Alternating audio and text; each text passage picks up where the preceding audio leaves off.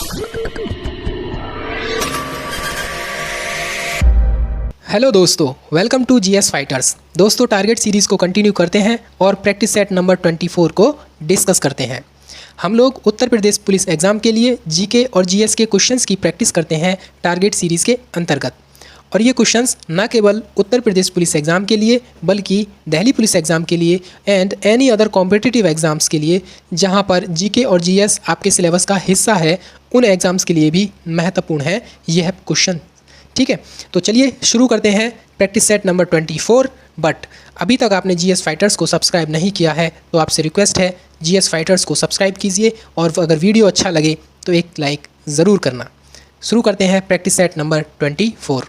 पहला प्रश्न है, भारतीय संविधान के किस अनुच्छेद के तहत किसी राज्य के लिए विधान परिषद का गठन व समापन किया जा सकता है? देखिए, मेनली जो राज्य में होता है एक विधानसभा होती है और एक विधान परिषद होती है। बट प्रेजेंट में केवल 6 ऐसे स्टेट हैं जहां पर विधानसभा के साथ साथ विधान परिषद भी है। अब आप मुझे कमेंट सेक्शन में उन 6 स्टेट्स के नाम लिखकर बताइए कि जहां पर बाईकैमरल यानी कि द्विसदनीय व्यवस्थापिका है, यानी एक विधानसभा और एक विधान परिषद है।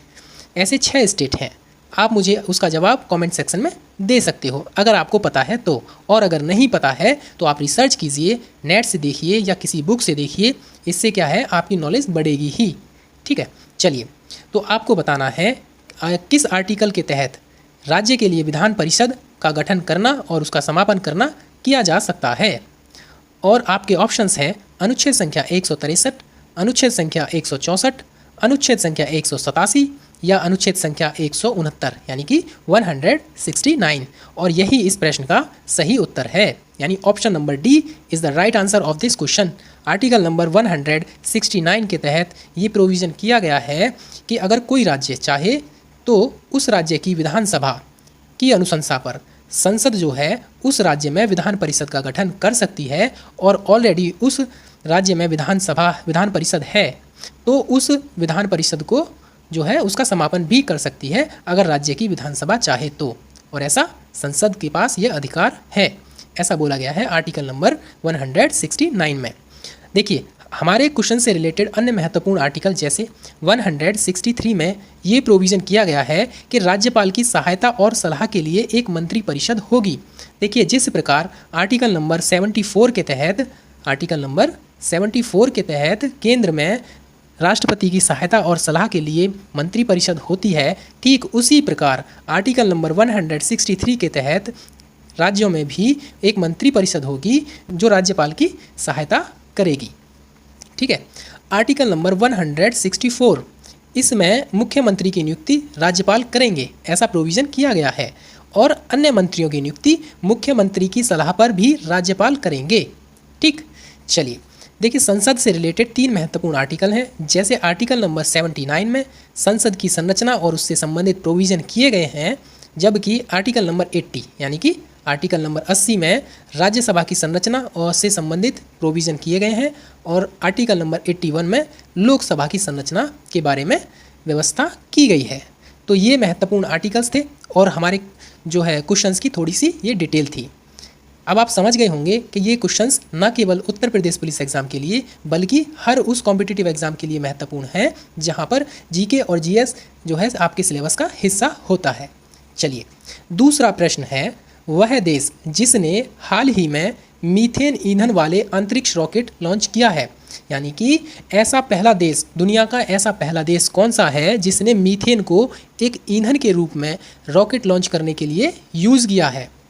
और आपके ऑप्शंस हैं फ्रांस, अमेरिका, चीन या भारत। देखिए, इस प्रश्न का सही उत्तर है ऑप्शन नंबर सी। चीन एकमात्र पहला ऐसा देश बना है जिसने मीथेन को अंतरिक्ष रॉकेट में एक ईंधन के रूप में यूज़ किया है। ठीक है जी। देखिए, चीन की निजी अंतरिक्ष कंपनी ने दुनिया के पहले मीथेन लिक्विड ऑक्सीजन रॉकेट को कक्षा में लॉन्च किया है। इस कदम से नेक्स्ट जनरेशन के लिए लॉन्च व्हीकल को अंतरिक्ष में भेजने में अमेरिकी प्रतिद्वंदी स्पेस एक्स को उसने पीछे छोड़ दिया है। ठीक, चलिए, तीसरा प्रश्न है, हाइड्रोजन विजन 2025 संबंधित है। पेट्रोलियम उत्पादन के भंडारण से, यूरो 1 तथा यूरो 2 के वाहन से, ग्रीन हाउस प्रभाव से या उपरोक्त में से किसी से भी नहीं। देखिए, इस प्रश्न का सही उत्तर है ऑप्शन नंबर 1, पेट्रोलियम उत्पादन के भंडारण से संबंधित है हाइड्रोजन विजन 2025। ठीक, चलिए इसके बारे में और थोड़ी सी जानकारी हम लोग इकट्ठा कर लेते हैं अपने पास। देखिए, इसके लिए वर्ष 2000 में तत्कालीन राजग सरकार के द्वारा हाइड्रोकार्बन विजन 2025 को दिया गया था और यह नीति उस रूपरेखा को पूरी करती है जो अगले 25 वर्षों के लिए हाइड्रोकार्बन क्षेत्र से संबंधित नीतियों का मार्गदर्शन करेगी। चौथा प्रश्न है, मेकिर पहाड़ियाँ किस राज्य में स्थित हैं? मेकिर पहाड़ियाँ किस राज्य में स्थित हैं? आपके ऑप्शंस हैं मेघालय, असम, अरुणाचल प्रदेश या फिर पश्चिम बंगाल। और इस प्रश्न का सही उत्तर है ऑप्शन नंबर बी, मेकिर पहाड़ियाँ हैं असम के अंदर। ठीक है, चलिए अब हम इसको मैप में देख लेते हैं आखिर ये है कहाँ पर। देखिए हमने ये लिया है अपने नॉर्थ ईस्ट का एक मैप। देखिए मेघालय है यहाँ पर, ठीक, ये वाला है मेघालय। मेघालय के अंतर्गत हैं गारो, खासी और जयंतिया पहाड़ियाँ। इसी के पूर्व में आप देखेंगे इस तरह से ये हैं मिकिर हिल्स, यानी मिकिर पहाड़ियाँ हैं। और आपको पता होगा कि इस तरह से ये है जो असम का मैप बनता है इस तरह से, यानी कि मिकिर पहाड़ियाँ हैं असम के अंतर्गत। आप अरुणाचल प्रदेश में देखेंगे तो मिसमी हिल्स है और अरुणाचल प्रदेश में पटकाई बूम है, नागा हिल्स नागालैंड में है। इस तरह से आप देखोगे मिजोरम में है, मिजो हिल्स है और ये हो गया बांग्लादेश। तो हमारे प्रश्न का सही उत्तर है ऑप्शन नंबर बी जो है असम, मिकिर हिल्स हैं असम के अंतर्गत। पांचवा प्रश्न है, परमाणु नाभिक के अवयव हैं। परमाणु नाभिक के अवयव कौन कौन से हैं? आपके ऑप्शंस इलेक्ट्रॉन व प्रोटॉन है, इलेक्ट्रॉन व न्यूट्रॉन है, प्रोटॉन व न्यूट्रॉन है, प्रोटॉन न्यूट्रॉन इलेक्ट्रॉन है। ठीक, और इस प्रश्न का सही उत्तर है ऑप्शन नंबर सी, प्रोटॉन व न्यूट्रॉन है परमाणु नाभिक के अवयव। ठीक है जी, चलिए देखिए यहाँ पर थोड़ी सी डिटेल हमने आपके लिए दी है। परमाणु पदार्थ का वह छोटे से छोटा यानी लघुत्तम भाग होता है जिसमें पदार्थ के सभी गुण विद्यमान होते हैं और यह रासायनिक अभिक्रियाओं में भाग लेता है परंतु स्वतंत्र अवस्था में नहीं रह सकता। कौन? परमाणु। ठीक है, परमाणु जो है रासायनिक अभिक्रिया में तो भाग लेता है लेकिन स्वतंत्र अवस्था में नहीं रह सकता और यह पदार्थ का सबसे छोटा कण होता है। ठीक, परमाणु के केंद्र में एक नाभिक होता है जिसमें प्रोटॉन और न्यूट्रॉन उपस्थित होते हैं। प्रोटॉन व न्यूट्रॉन विद्युत उदासीन कण होते हैं। परमाणु के इलेक्ट्रॉन नाभिक के चारों ओर एक निश्चित कक्षा में चक्कर लगाते हैं जिन्हें ऊर्जा स्तर यानी एनर्जी लेवल कहा जाता है। तो चलिए आपको समझ में आ चुका होगा। ठीक, मनुष्य शरीर में खून के शुद्धिकरण की प्रक्रिया को क्या कहते हैं? खून का जब शुद्धिकरण किया जाता है तो इस प्रोसेस को क्या कहते हैं? आपके ऑप्शंस हैं डायलिसिस, हीमोलिसिस, ऑस्मोसिस या पैरालिसिस। देखिए इस प्रश्न का सही उत्तर है ऑप्शन नंबर 1, जो खून का शुद्धिकरण होता है उस प्रोसेस को डायलिसिस कहते हैं। डायलिसिस, मनुष्य शरीर में खून की शुद्धिकरण यानी प्यूरिफिकेशन की प्रक्रिया को डायलिसिस कहते हैं। मानव शरीर में संपूर्ण रुधिर वृक्क यानी कि किडनी के माध्यम से शुद्ध होता है, यानी खून का शुद्धिकरण किडनी के माध्यम से होता है और यह रुधिर से नाइट्रोजन यौगिक, यूरिया, यूरिक एसिड आदि को पृथक कर उन्हें रक्त के परासरणीय दाब एवं उसकी मात्रा को नियमित करता है और नाइट्रोजन यौगिक, यूरिया और यूरिक एसिड को मूत्र के जरिए हमारे शरीर से बाहर कर देता है। ठीक है, चलिए 7वां प्रश्न है, बरुआ सागर झील किस राज्य में स्थित है? बरुआ सागर झील किस राज्य में स्थित है? आपके ऑप्शंस हैं मध्य प्रदेश में, राजस्थान में, बिहार में या उत्तर प्रदेश में। देखिए बरुआ सागर झील स्थित है अपने उत्तर प्रदेश के अंदर। ठीक, उत्तर प्रदेश में कहाँ है चलिए जान लेते हैं हम इसको भी।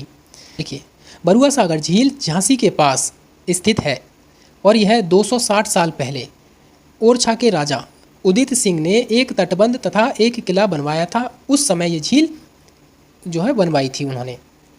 ग्रेनाइट के बने 2 पुराने चंदेल मंदिरों के खंडर झील के उत्तर और पूर्व में हैं। प्राचीन समय से इसको घुंगुआ मठ कहा जाता है। निकट में ही गुप्तकालीन एक मंदिर है जिसे जराई का मठ कहा जाता है और यह भगवान शिव और देवी पार्वती को समर्पित है। देखिए, ये हो गया ललितपुर। ललितपुर डिस्ट्रिक्ट आपको पता होगा 3 ओर से मध्य प्रदेश से घिरा है ललितपुर। ललितपुर के जस्ट नॉर्थ में है झांसी। ठीक है, आप देख रहे होंगे ये है झांसी और झांसी में ही स्थित है बरुआ सागर झील। तो चलिए अगले क्वेश्चन की तरफ मूव करते हैं। 8वां प्रश्न है, एथलीट फुट बीमारी होती है, आपको रीज़न बताना है किसके कारण होती है। एथलीट फुट बीमारी जीवाणुओं के कारण होती है, फफूंद के कारण होती है, या प्रोटोजोआ के या सूत्रकृमि के कारण। देखिए, इस प्रश्न का सही उत्तर है ऑप्शन नंबर बी। जो एथलीट फुट बीमारी होती है यह फफूंद के कारण होती है, यानी फंगस के कारण होती है। एथलीट फुट नामक बीमारी ट्राइकोफाइटोन त्वचा के मुलायम हिस्से को प्रभावित करता है। ठीक है, और यह ट्राइकोफाइटोन नामक विशेष फफूंद के द्वारा यानी फंगस के द्वारा होता है। यह अंगुलियों के मध्य यानी जो फिंगर्स हैं उनके मध्य इस रोग का संक्रमण संक्रमित मृदा से संपर्क में आने से होता है, यानी कि जो गंदी मिट्टी होती है, दूषित मिट्टी होती है, उसके संपर्क में आने से यह रोग होता है। ठीक है, चलिए नेक्स्ट क्वेश्चन है हमारा, भारतीय रिजर्व बैंक की बैंक दर कम करने के फलस्वरूप डैश क्या होता है। आपको बताना है, अगर आरबीआई जो है बैंक रेट कम कर दे तो क्या होगा। देखिए, बाजार की तरलता बढ़ जाती है, बाजार की तरलता घट जाती है, बाजार की तरलता पर कोई प्रभाव नहीं पड़ता है, या वाणिज्यिक बैंक अधिक जमा पूंजी संग्रहित करते हैं। सबसे पहले आपको मैं बता दूं बैंक रेट कहते किसे हैं। देखिए, पहले तो हम इस प्रश्न का जवाब जान लेते हैं। इस प्रश्न का जवाब है ऑप्शन नंबर 1, यानी कि बाजार की तरलता बढ़ जाएगी। बाजार की तरलता से तात्पर्य है बाजार में जो मुद्रा का फ्लो है वो बढ़ जाएगा, यानी कि मार्केट में मुद्रा ज़्यादा आ जाएगी।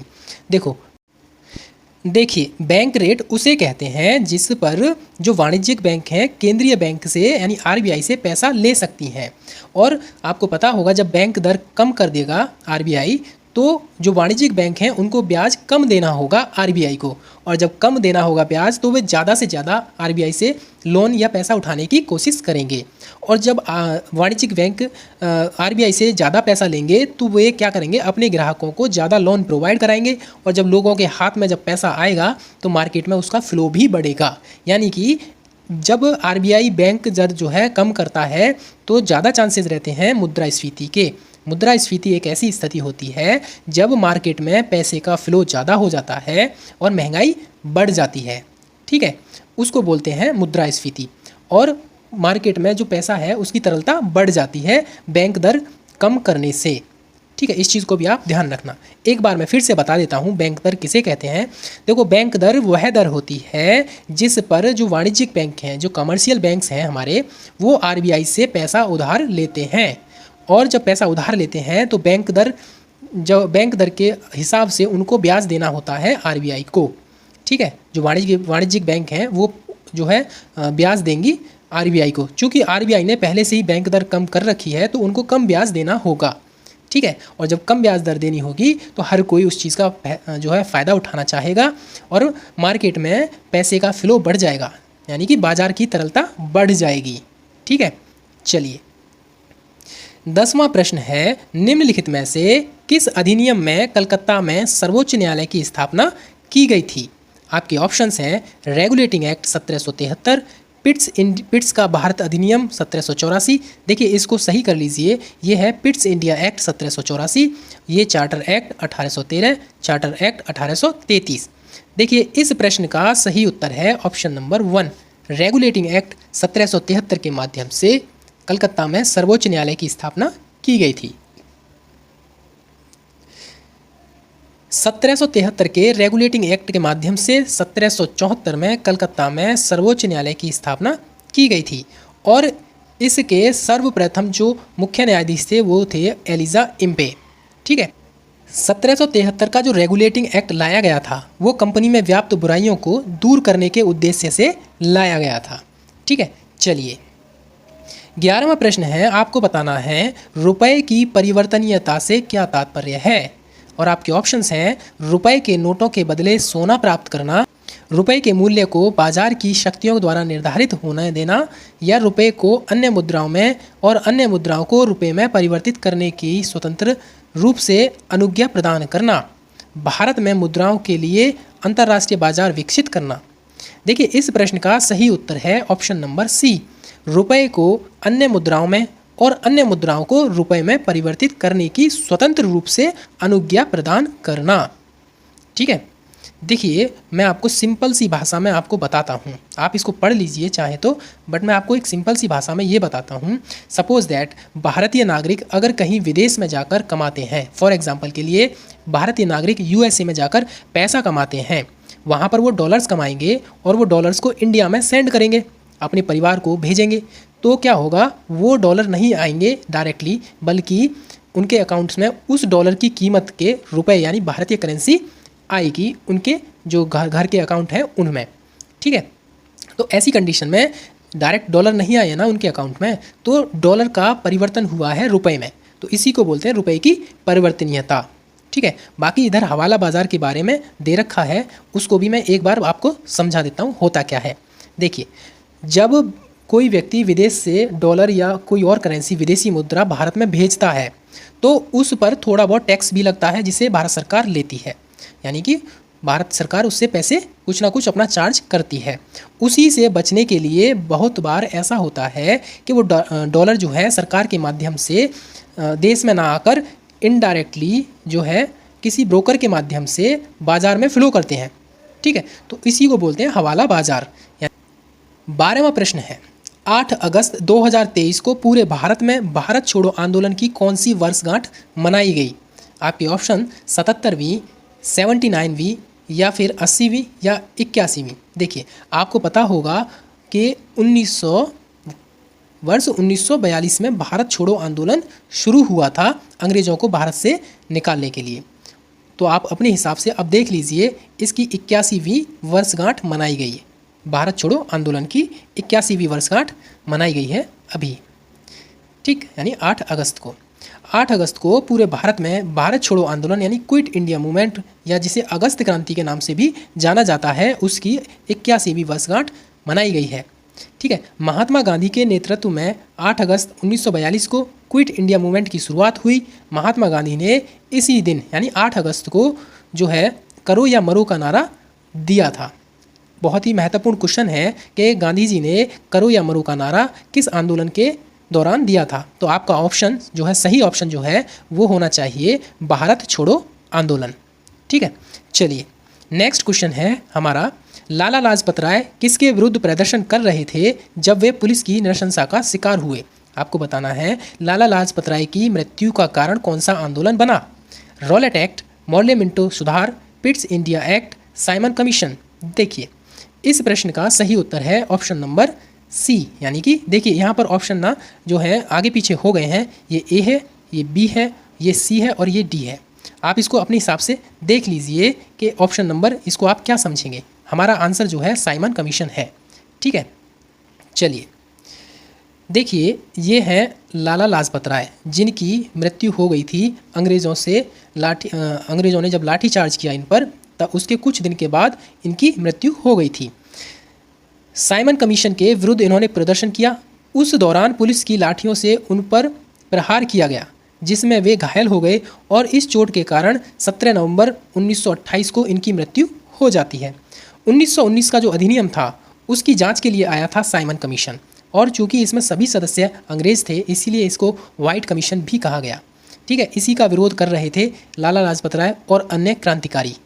ठीक है, चलिए 14वां प्रश्न है, आपको बताना है अधिक ऊंचाई पर जल अपेक्षाकृत कम तापमान पर उबलता है क्योंकि वायु दाब कम होता है, बाहर का तापमान कम होता है, ऊर्जा ऊष्मा कम होती है या उपयुक्त में से कोई नहीं। देखिए, इस प्रश्न का सही जवाब है ऑप्शन नंबर 1, वायु दाब कम होने के कारण अधिक ऊंचाई पर जल अपेक्षाकृत कम तापमान पर ही उबल जाता है। और ये रही इसकी डिटेल।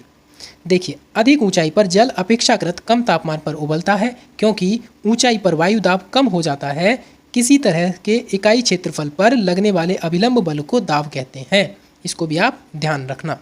यानी कि जो है डेंसिटी कम होने से वहाँ पर जल जल्दी उबल जाता है। ठीक है, इस प्रैक्टिस सेट का अंतिम प्रश्न है, देखिए ये 24वां प्रैक्टिस सेट है और हमने यहाँ पर 22वां प्रैक्टिस सेट लिख रखा है हर स्लाइड पर। आप इसको 22 ना समझें, ये 24वां प्रैक्टिस सेट है। ठीक है, प्रतिवर्ष जो है 15वां प्रश्न है, प्रतिवर्ष दुनिया भर में अंतर्राष्ट्रीय बाघ दिवस किस तिथि को मनाया जाता है?